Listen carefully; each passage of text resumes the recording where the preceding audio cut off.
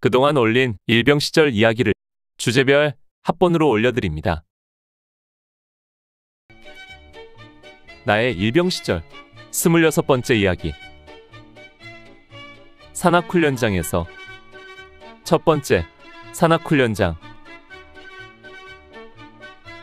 우리가 도착한 산악훈련장은 웅진리 마을 뒤쪽으로 한참을 올라간 삼형산 계곡이 있었습니다.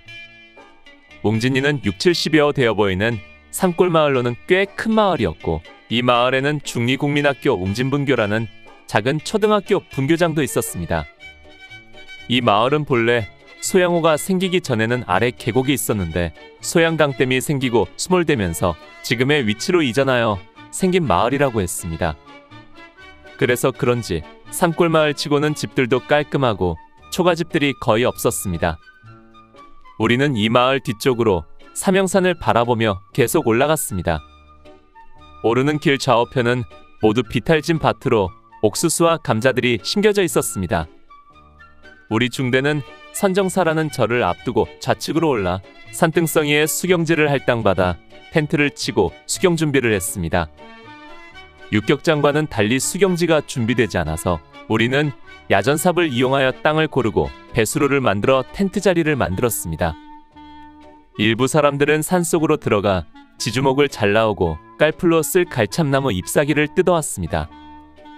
앞으로 2주간을 더 머물러야 하는 훈련장이었기 때문에 텐트는 나머지 주목을 사용하여 분대막사로 튼튼하게 쳤습니다.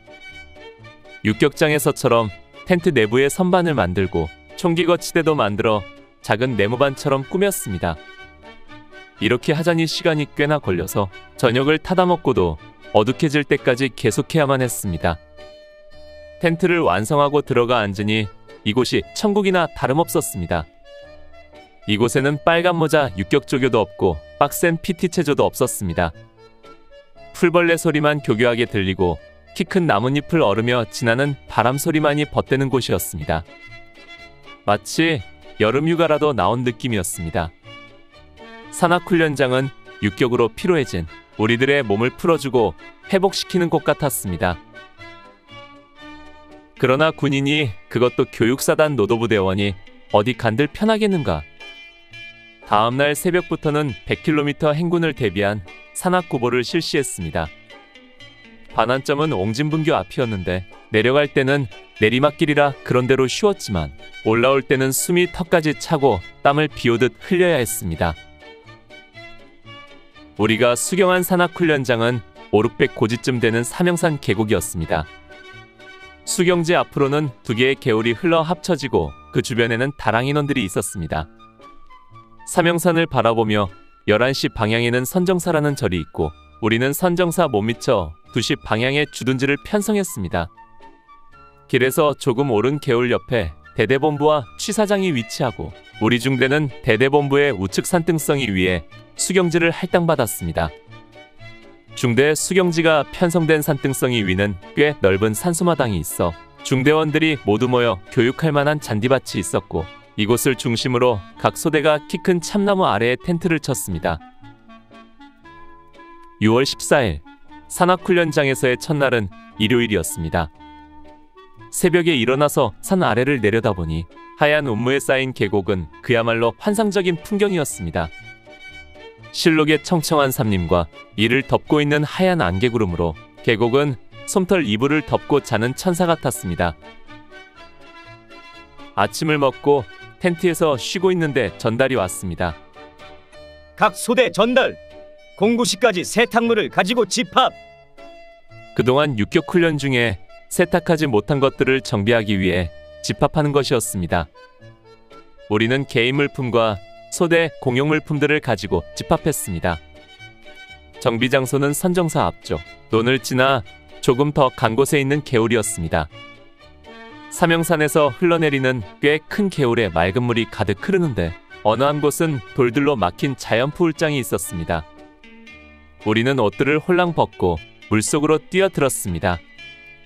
그러나 순간 모두들 너무도 차가운 기운에 깜짝 놀랐습니다.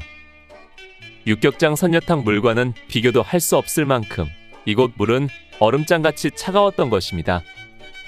단 1분도 버티지 못하고 물에서 나와 턱을 덜덜 떨어댔습니다. 이 무더운 여름 날씨에 이토록 차가운 물이 있다는 것이 믿어지지 않을 정도였습니다. 나 역시도 그 찬 기운에 덜덜 떨면서 따뜻한 바위에서 도리어 몸을 데워야 했습니다. 우리는 이곳에서 빨래도 하고 장구류 정비도 하면서 오전을 보냈습니다. 물이 너무 차가워서 물속에 오래 있을 수 없는 것이 아쉬웠지만 그래도 여름철 피서는 확실하게 할 수 있었습니다. 나의 일병 시절 27번째 이야기.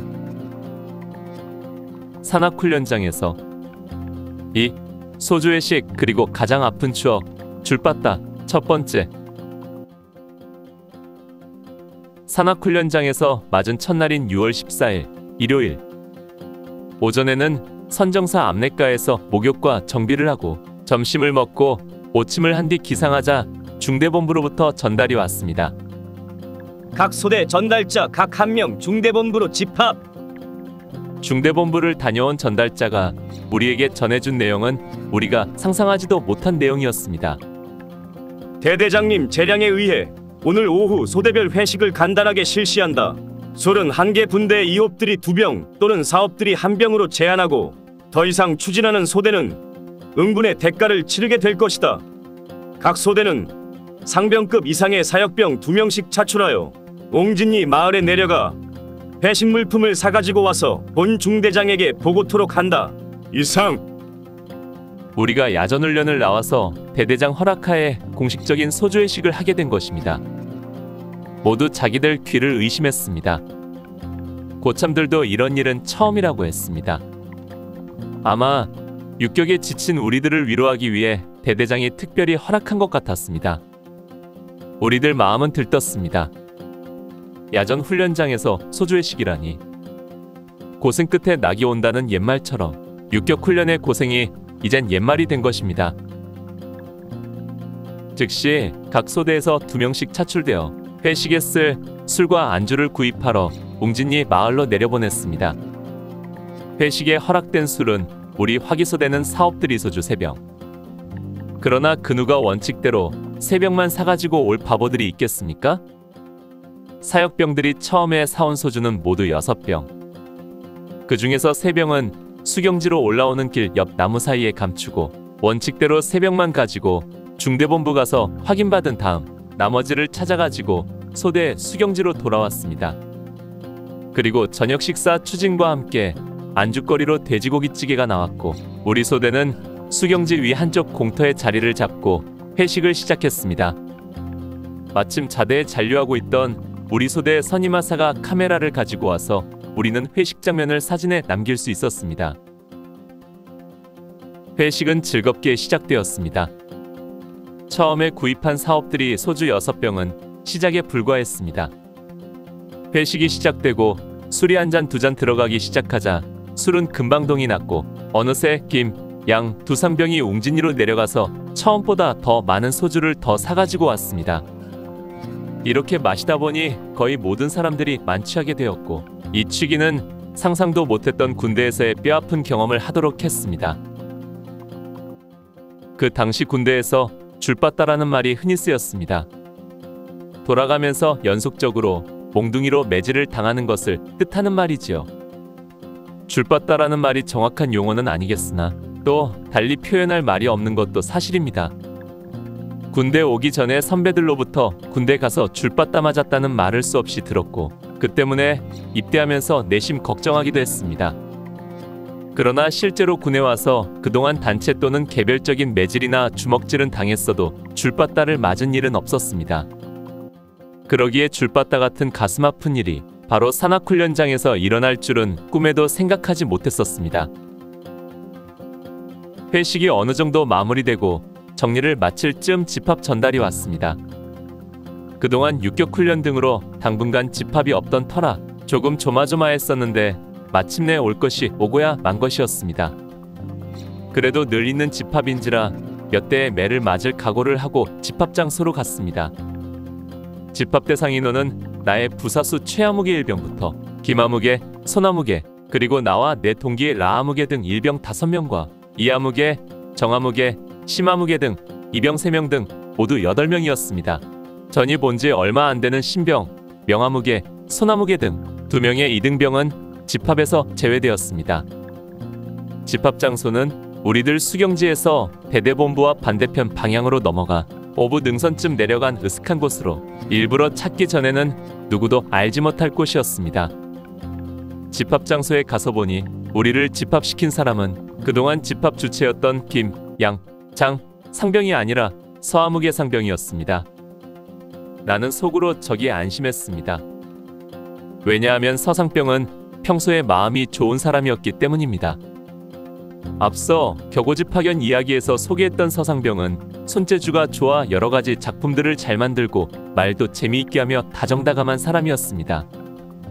연대 간부이발소 이발병으로 일주일에 2, 3일 파견 근무하며 쫄병인 우리가 놀러가도 의자에 앉혀놓고 이발도 해주고 안마도 해주는 등 때로는 친구처럼 대해주는 사람이었던 것입니다. 그리고 그는 그동안 한 번도 우리를 집합시키거나 기합을 준 적이 없었습니다. 그런 서상병이 우리를 집합시켰기 때문에 나는 집합이 간단히 끝날 것으로 생각했습니다.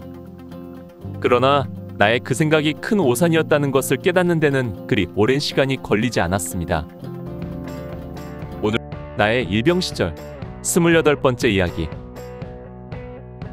산악훈련장에서 3. 소주회식 그리고 가장 아픈 추억 줄바따 2번째. 우리들 일병 5명과 이등병 3명 등 8명은 약간 평평한 곳에 군번 순으로 쭉 늘어섰습니다. 그리고 우리들보다 조금 높은 곳에 서상병은 1.5m쯤 되는 몽둥이 하나를 들고 앉아 있었습니다. 평소에 사람 좋던 서상병. 그러나 그날 우리 앞에 앉아있는 만취한 서상병은 전혀 다른 사람 같았습니다. 그의 표정과 눈빛은 평소에 보았던 그가 아니었던 것입니다. 얼굴에는 싸늘한 기운이 흘렀고 눈빛은 광기조차 서려있는 듯 했습니다. 개새끼들 군기가 쭉 빠졌어. 서상병은 특유의 경상도 사투리로 느릿느릿하게, 그러나 우리가 겁을 느끼기에 충분할 만큼 싸늘한 목소리로 욕부터 시작했습니다. 이 새끼들아, 앞으로 100km 행군에 중대 AT체 훈련이 계속 있는데 썩어 빠진 정신 상태로 어떻게 행군하고 훈련 뛸 거야? 엎드려 뻗쳐, 이 새끼들아. 우리는 아무 말 없이 그 자리에 엎드렸습니다. 서상병은 술 취한 목소리로 말도 안 되게 횡설수설하며 우리들의 군기 빠진 것을 욕을 섞어가며 말했습니다. 일장훈시를 하더니 서상병은 자기 바로 아래 후임인 내 부사수 최일병을 불렀습니다. 최아무개, 이리 나와. 나는 최일병을 불러 세울 때 그를 열애시킬 것으로 생각했습니다. 최일병은 소대 주임일병이었고 지난 5월 말 집합대에도 연례를 했었기 때문입니다. 그러나 그것이 아니었습니다. 엎드려 뻗쳐. 서상병은 최일병이 엎드리자 들고 있던 몽둥이로 온 힘을 다해 5대를 내려쳤습니다. 최일병은 신음소리를 삼키며 고통을 참아내고 있었습니다. 일어서.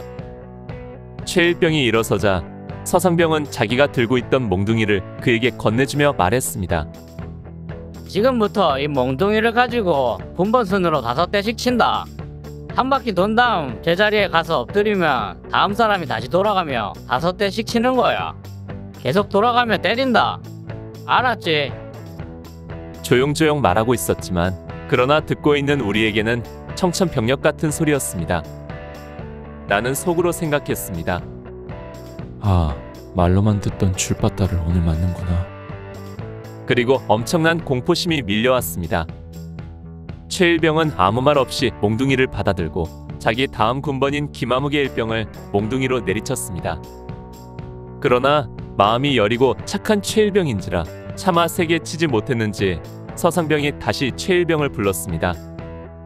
동작 그만. 최아무개, 이리 와서 다시 엎드려 뻗쳐. 그러더니 온 힘을 다해 5대를 다시 때렸습니다. 알았지? 이렇게 때리는 거야. 누구든지 이렇게 때리지 않으면 나한테 이렇게 맞는 거야. 다시 때려.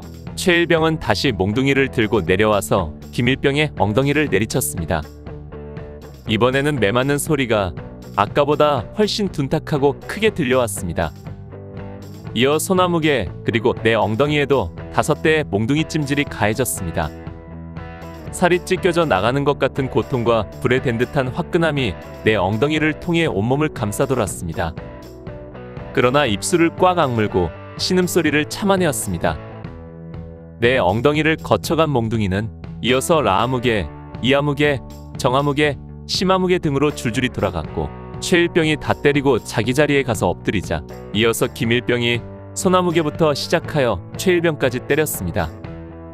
우리는 누가 무엇을 어떻게 잘못했는지 따질 것도 없이 또 아무 유감도 없이 계속 돌아가며 서로를 때렸습니다.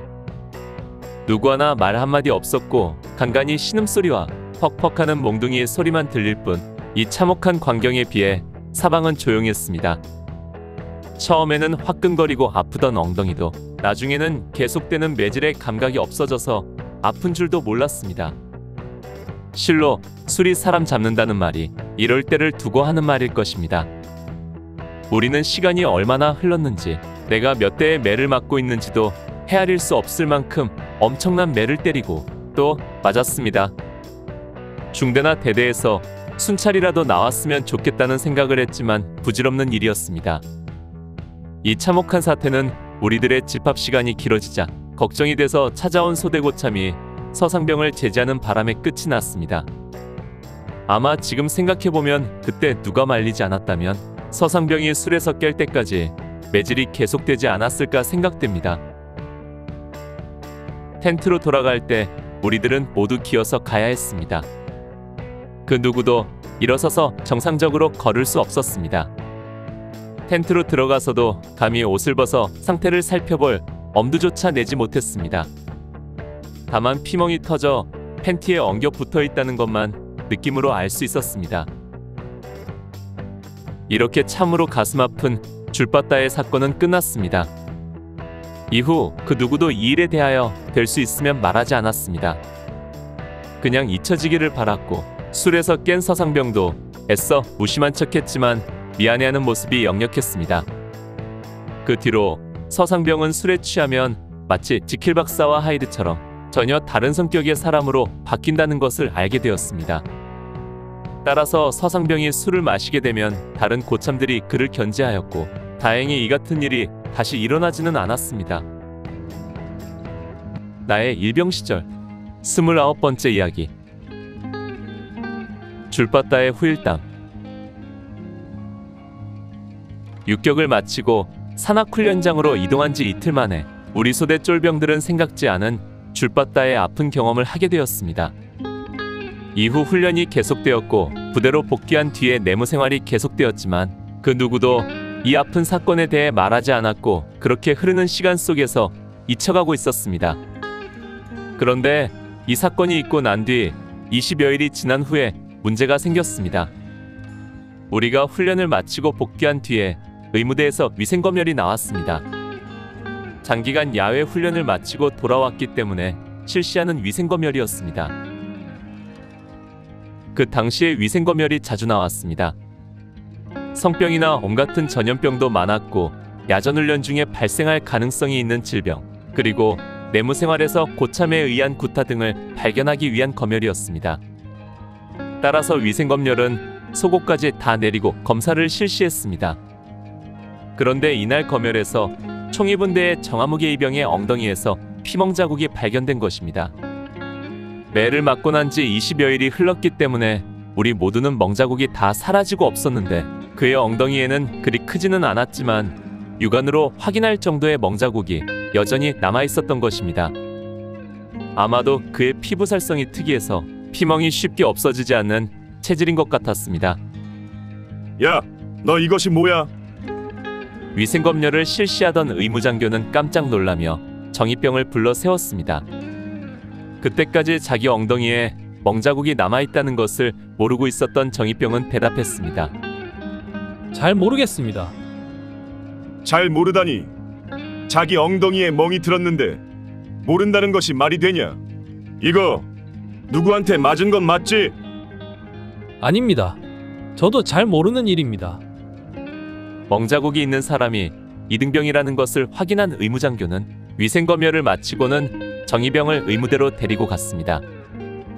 의무장교는 소대 내에서 구타가 있었다고 확신하는 표정이었고 피해자가 이등병이니 이곳에서 말하지 못할 것이라 생각하고 그를 데리고 간 것입니다.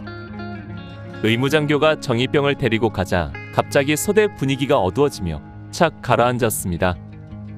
고참들의 표정에 어두움과 불안감이 드리워지고 구타의 당사자인 서상병의 얼굴은 하얗게 질렸습니다. 정의병의 말 한마디면 서상병의 나머지 군생활은 남한산성에서 보내야 할지도 모를 일이었습니다. 사건이 확대되면 우리들 모두가 조사를 받게 되고 그동안 일들이 모두 드러나게 되면 우리 소대 중대는 물론이려니와 대대 이상 상급 부대까지 엄청난 후폭풍에 시달려야 할 것이 빤한 일이었습니다. 내무반장을 맡고 있던 우리 분대장은 중대본부에 가서 이 일을 보고했습니다. 그러나 정의병의 엉덩이의 멍자국은 왜 생겼는지 알 수 없고 구타 사건은 없었다고 했습니다.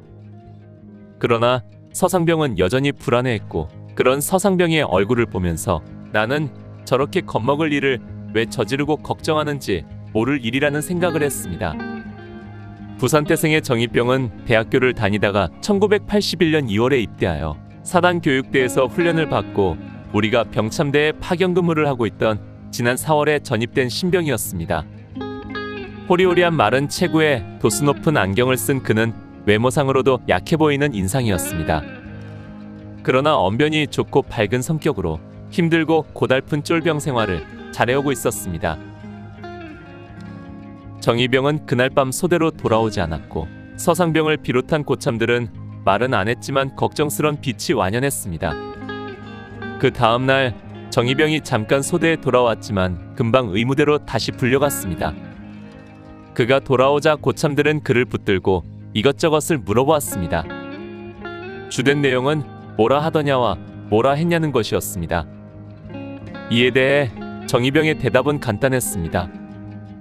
아무 말 안 했습니다. 구타 같은 건 없다고 했습니다. 그러나 그가 다시 불려가자 소대는 다시 불안에 휩싸였습니다. 서상병은 입맛이 떨어졌는지 밥도 거의 먹지 못할 만큼 고민하는 기색이 역력했습니다. 옆에서 다른 고참들이 위로했지만 큰 도움은 되지 못했습니다. 정의병은 그 다음 날이 돼서야 소대로 다시 돌아왔습니다. 그리고 의무대에서 있었던 일을 이야기했습니다. 2박 3일에 걸쳐서 그는 의무대에서 개인 면담을 통해 무슨 일이 있었는지 집요하게 조사를 받았다고 합니다. 그러나 그는 끝까지 구타 사실을 부인했습니다. 절대 그런 일이 없고 소대 고참들이 잘해주고 있다고 둘러댔답니다. 그럼 이 피멍 자국은 뭐야? 내 몸에 생긴 것이니 내가 알 것 아니냐? 사실대로 얘기하면 너는 아무 불이익 없이 다른 부대로 전출 가고 구타한 사람만 처벌받으면 끝나. 좋은 분위기와 부드러운 질문에도 그는 이렇게 대답했다고 합니다. 본래 제 피부는 예민해서 작은 충격에도 멍이 잘 드는 체질인데 얼마 전 100km 행군할 때 수통에 물을 채우고 걷다 보니 수통이 엉덩이를 때려서 멍이 든 것 같습니다. 예전에 사회 있을 때에도 이런 일이 자주 있었습니다. 평소 말 잘하고 임기응변에 뛰어난 그인지라 순발력 있게 지어낸 이야기였지만 누가 들어도 고지 들리는 이야기는 아니었습니다. 그러나 말이 안 되는 이 이야기를 그는 일관되게 주장했고 또 만약 구타가 있었다면 왜 나만 멍이 들었겠는가? 내 동기나 다른 졸병들은 멍든 사람이 없지 않는가? 라는 그의 말에 의무대에서도 더 이상 확증을 찾지 못하고 그를 돌려보낸 것이었습니다. 이렇게 줄바따의 모든 일은 마무리되었습니다. 그럼 이런 일을 겪고 나서 구타가 없어졌을까요? 그럼 얼마나 좋았을까요? 나의 일병 시절 30번째 이야기. 산악훈련장에서 사명산 등정. 1981년 6월 15일 월요일. 줄바따를 맞고 난 다음 날은 명실상부하게 산악훈련이 시작되는 첫날이었습니다. 밤새 끙끙대며 앓고 일어났는데 아침에 일어나서 움직여보니까 그런대로 큰 지장 없이 문신할 수 있었습니다. 어젯밤 상태로는 며칠 꼼짝 못할 줄 알았는데 군기가 들어서인지 아님 우리 육체의 회복력이 좋은 것인지 아무튼 조금씩 절룩거리긴 해도 그런대로 다닐 수 있었습니다. 다만 살갗이 터진 상처에 옷이 쏠리면 그 짜릿한 아픔이 머리 끝까지 전해졌습니다. 이날 오전 교육은 2시간 정비를 하고 10시부터 특수전 교육으로 중대장 재량하의 교육을 실시하는 것이었습니다. 몸 상태가 안 좋은 우리들에게는 그나마 다행이었습니다. 우리는 수경지 앞에 있는 묘지 잔디밭에 모여서 중대장으로부터 첩보, 비정규전, 도피 및 탈출 등 특수전 이론 교육을 받았습니다. 월남에서 실전을 경험한 중대장은 자기의 경험담을 곁들이며 실감나게 이론을 강의했습니다. 그러나 우리 소대 쫄병들은 어제 몽둥이 찜질을 당한 엉덩이가 조금만 건드려도 몹시 아파서 반듯한 자세로는 앉지 못하고 옆으로 비스듬히 앉아서 교육을 받아야만 했습니다. 오후에는 수색정찰로 우리 수경지 뒤쪽 산능선을 따라 오르며 수색정찰을 실시했습니다. 그러나 말이 수색정찰이지 우리는 산속을 다니며 더덕을 캐먹는 것으로 대신했습니다. 엉덩이도 아프고 다리도 절룩였고 급경사 산악이라 거의 4발로 기어다니며 더덕을 캤습니다. 쌉쌀하면서도 향기 좋은 야생더덕이 지천으로 널려 있었고 우리는 일부는 캐서 먹고 크고 좋은 것은 케어 탄입대에 넣어 보관하였습니다. 이날 우리가 더덕을 어찌나 많이 캤는지 그날 산에서 실컷 먹고도 그 뒤로 한참 동안 요긴한 반찬이 되어 우리들의 입맛을 돋워주었습니다. 이렇게 더덕을 많이 먹으니 나중에는 우리의 입에서뿐만 아니라 대변까지도 더덕 냄새가 날 정도였습니다. 우리 쫄병들은 언제 몽둥이 찜질을 당했냐는 듯이 행동했습니다. 속으로야 모두들 죽을 지경이겠지만 겉으로는 표시를 내지 않고 있었습니다. 여기서 나는 군인이라는 또 다른 특별한 인간의 면모를 발견할 수 있었습니다. 사회에서라면 모두들 병원 신세를 지고도 남았겠지만 군대에서 우리는 야근커녕 신음소리 한 번 안 내고 아무렇지도 않은 듯 행동을 하는 것입니다. 또 더덕같이 몸에 좋은 것을 먹었기 때문인지 몸이 회복되는 속도도 빠른 것 같았습니다. 산악훈련 첫날은 그렇게 지나갔습니다. 6월 16일 화요일 새벽 1조점호 시간에 중대장은 우리에게 오늘의 일정을 발표했습니다. 오늘은 사명산을 등정하도록 한다. 사명산은 해발 1198고지로 이 근방에서는 가장 높은 산이다. 우리가 이곳까지 와서 사명산을 올라가지 않으면 아마 두고두고 후회할 것이다. 그제 맞은 엉덩이가 아직 욱신거렸지만 그래도 많이 좋아져서 등산하는 데는 큰 지장이 없을 것 같았습니다. 우리는 아침밥을 타면서 점심밥까지 수령하여 반합에 담아 판초오이로 반합을 싼 소위 개구리 군장을 만들어지고 소총만 들고 사명산 등정에 나섰습니다. 07시 30분 수경지를 출발하여 대대본부를 지나 선정사 뒷길로 하여 사명산에 오르기 시작했습니다. 중대장이 지도를 손에 들고 앞장서 길을 인도하였습니다. 해발 1198m 사명산은 내 생애에 그날까지 최초로 올라가는 1000고지 이상의 산이었습니다. 산은 오를수록 점점 가파르고 사람의 손이 닿지 않은 수림은 우리의 전진을 가로막았습니다. 아름드리 큰 나무들이 고목이 되어 쓰러진 채 누워 있었는데 수십 년, 아니 수백 년을 견디며 역사의 비극 6.25의 포화 속에서도 견뎌내었을 나무들을 보며 깊은 회한도 느껴졌습니다. 첫 번째 휴식은 돌무더기가 펼쳐진 곳에서 실시되었습니다. 더운 날씨에 이미 수통에 물을 다 마셔서 물을 뜨고 싶은데 물을 뜰 곳이 마땅치 않았습니다. 물소리가 돌틈 어디선가 들리는 것 같은데 찾을 수 없어 두리번거리는데 우리가 휴식하는 곳 위쪽으로 50여 미터 지점에서 물 한 개가 피어오르는 것이 보였습니다. 혹시나 해서 올라가 보니 큰 바위 사이에서 김이 솟아올라오는데 그 아래에서 물소리가 들리는 것이었습니다. 돌을 치우고 보니 그 아래 맑은 물이 흐르는데 수통으로 떠서 마셔보니 그 시원함이 얼음보다 더 차가웠습니다.